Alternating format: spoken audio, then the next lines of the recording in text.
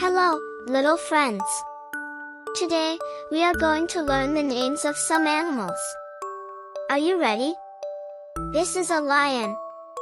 The lion is known as the king of the jungle. Can you roar like a lion?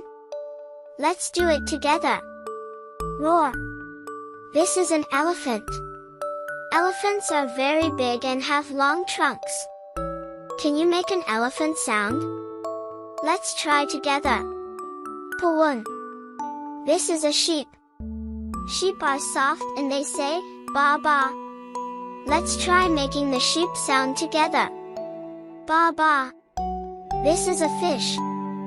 Fish live in water and swim really fast. Can you make a fish sound? Let's make bubble sounds like a fish. Bubble bubble. Today, we learned the names of some animals: lion, elephant, sheep, and fish. Great job, everyone! Let's remember their names and sounds. See you next time with more fun animals. Goodbye. Subscribe to the channel.